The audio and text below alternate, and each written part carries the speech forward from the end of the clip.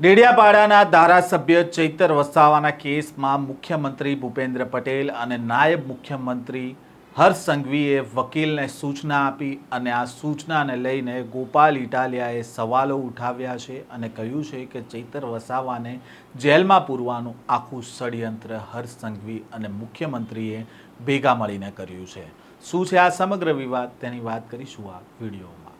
વૈષ્ણવજન તો તેને કહીએ જે પીડ પરાઈ જાનાને રે। નમસ્કાર, નવજીવન ન્યૂઝમાં આપનું સ્વાગત છે। હું છું જયંત દાફડા।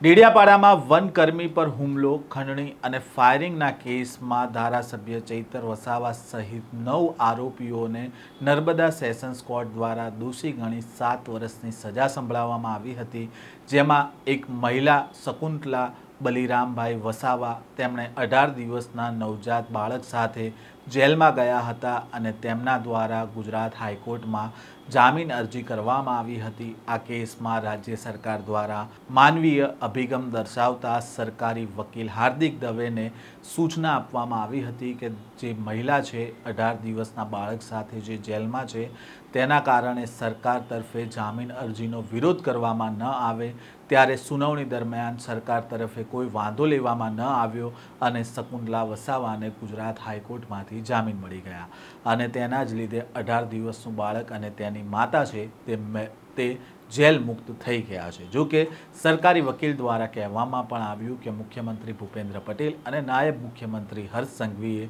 સૂચના આપી હતી। જો કે સરકારી વકીલના આ નિવેદનને લઈને ગોપાલ ઇટાલિયા દ્વારા કહેવામાં આવ્યું છે કે ડેડિયાપાડાના પીઠા ગ્રાઉન્ડમાં 1 લાખ જેટલા આદિવાસી લોકો ભેગા થયા, એટલા માટે હવે સરકારને માનવતા યાદ આવી રહી છે। પહેલા તો આ સમગ્ર મામલાને લઈને શું કહી રહ્યા છે ગોપાલ ઇટાલિયા તે સાંભળો। નમસ્કાર મિત્રો, આજે 2 જુલાઈ 2026 નો દિવસ ચૈતરભાઈ વસાવાના કેસમાં એક બહુ મોટી બાબત સામે આવી છે।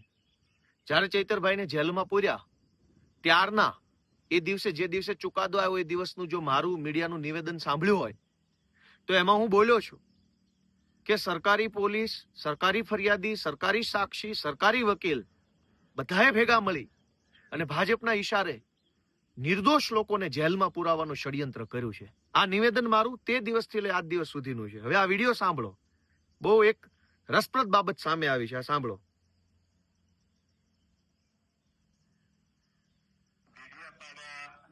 ફોરેસ્ટ ઓફિસર પરના હુમલા, ખંડણી અને ફાયરિંગના કેસમાં તાજેતરમાં નામદાર સેશન્સ કોર્ટે એમએલએ ચૈતર વસાવા સહિત અન્ય 8 જણને 7 વર્ષની સખત કેદની સજા કરવામાં આવેલી। એ કિસ્સામાં કાયદાનું કામ કર્યું છે, પણ એ કેસમાં જે સંવેદનશીલ બાબત એવી હતી, એક મહિલા કન્વિક્ટને 18 દિવસનું નવજાત બાળક હતું।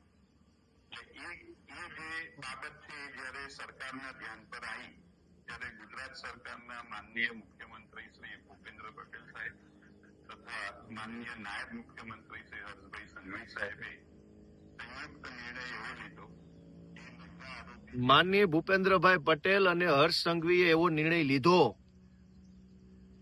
કે આ જે બેન છે એને જામીન અપાવી દેવા, છોડી મૂકવા। આ વિડીયોમાં આપણા ગુજરાત હાઈકોર્ટના સરકારી વકીલ શ્રી છે, તેઓ એવું જણાવે છે કે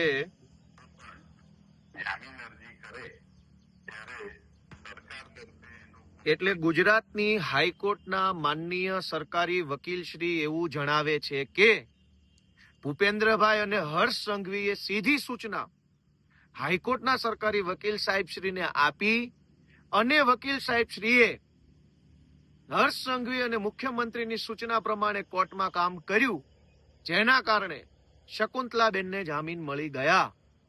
હું આ જ વાત પહેલા દિવસથી કહું છું કે મુખ્યમંત્રી અને હર્ષ સંઘવી સરકારી વકીલોને પહેલા દિવસથી સૂચના જ ખાનગીમાં અને જાહેરમાં આપતા હશે, એટલે જ ડેડિયાપાડાની કોર્ટમાં નિર્દોષ માણસોને 7 વર્ષની સજા થઈ। આ સ્પષ્ટ રીતે સાંભળો, ફરીથી હું તમને સંભળાવું। સંવેદનશીલ બાબત એવી હતી, એક મહિલા કન્વિક્ટને 18 દિવસનું નવજાત બાળક હતું. એટલે એ જે બાબત છે એ જ્યારે સરકારના ધ્યાન પર આવી, ગુજરાત સરકારના માનનીય મુખ્યમંત્રી શ્રી ભૂપેન્દ્ર પટેલ સાહેબ તથા માનનીય નાયબ મુખ્યમંત્રી શ્રી હર્ષભાઈ સંઘવી સાહેબે સંયુક્ત નિર્ણય લીધો. હર્ષ સંઘવી અને ભૂપેન્દ્ર પટેલે સંયુક્ત નિર્ણય લીધો કે ચૈતર વસાવાને ખોટા કેસમાં 7 વર્ષની સજા પાડી આદિવાસી સમાજને જાગૃત કરે છે એ કામ રોકવાનું છે.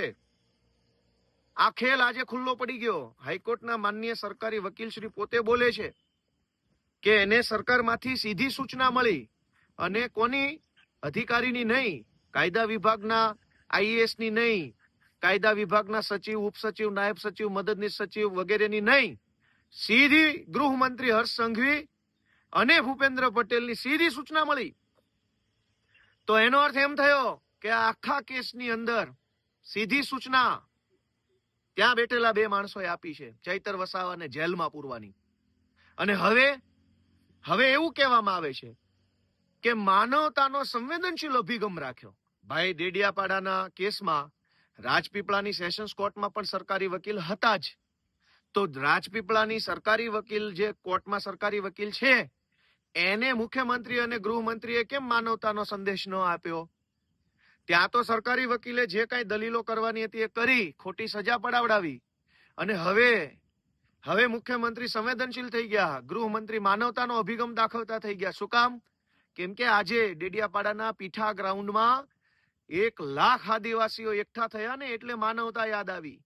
પહેલા તો તમે અમાનવીય કૃત્ય કર્યું. 18 દિવસનો એક દીકરો હોય એવી માને જેલમાં મોકલી. અને હવે આદિવાસી સમાજ આક્રોશમાં આવ્યો, જાગૃત થયો, બોલતા થયા કે કેમ અમારા નેતાને જેલમાં પૂર્યા છે. તો માનવતા યાદ આવી ગઈ હર્ષ સંઘવીને. અને માનવતા યાદ આવી જ છે તો માત્ર એક બેન પૂરતી કેમ? એ બધાય નિર્દોષ જ છે. તમારી રાજકીય લડાઈ ચૈતર વસાવા સાથે છે, પણ આ કેસમાં 9 આરોપી પૈકી ચૈતર વસાવાને બાદ કરતા બાકીના બધા જ માણસો બિન રાજકીય છે, ખેડૂતો છે, એમની પત્ની છે, એમની દીકરીઓ છે. તમને માનવતા જ યાદ આવી તો બાકીના બધા લોકોને કેમ જેલમાં પૂરી રાખ્યા છે? હર્ષ સંઘવી અને ભૂપેન્દ્રભાઈ પટેલને એટલી જ વિનંતી, અને ગુજરાતભરના આદિવાસી સમાજને મારી તો એટલી વિનંતી છે કે આખો રાજકીય કેસ છે, આખો રાજકીય સ્ટન્ટ ઉભો કરવામાં આવ્યો છે.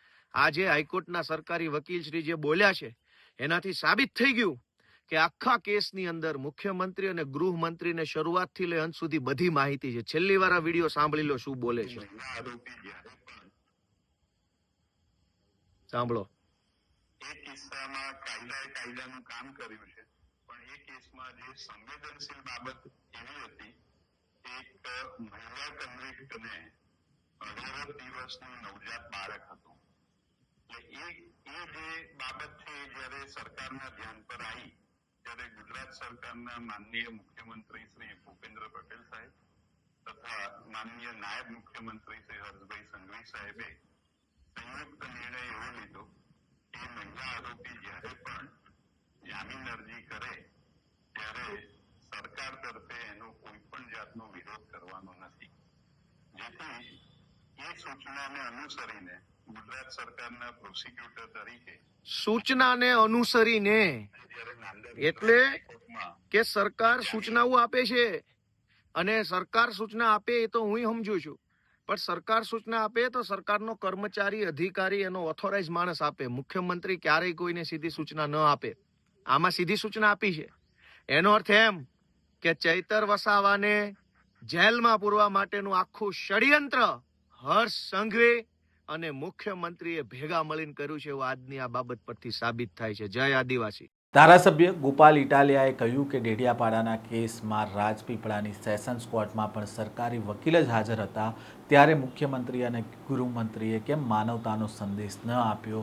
ત્યાં તો સરકારી વકીલે જે દલીલો કરવાની હતી તે કરી અને ખોટી સજા પણ કરાવી દીધી, અને હવે અચાનક મુખ્યમંત્રી સંવેદનશીલ થઈ ગયા, ગૃહમંત્રી માનવતાનો અભિગમ દાખવતા થઈ ગયા. શું કામ? કારણ કે આજે ડેડિયાપાડાના પીઠા ગ્રાઉન્ડમાં 1 લાખ જેટલા આદિવાસી લોકો ભેગા થયા છે, અને એટલા માટે હવે સરકારને તેમને માનવતા યાદ આવી રહી હોવાનો આક્ષેપ ગોપાલ ઇટાલિયાએ કર્યો છે. તેમણે સરકારને કહ્યું છે કે જે પ્રકારે ચૈતર વસાવા સિવાય જે અન્ય આરોપીઓ છે તેમની સામે પણ માનવતા દાખવે તો ખરેખરમાં કહેવાય કે સરકારને માનવતા આવી રહી છે.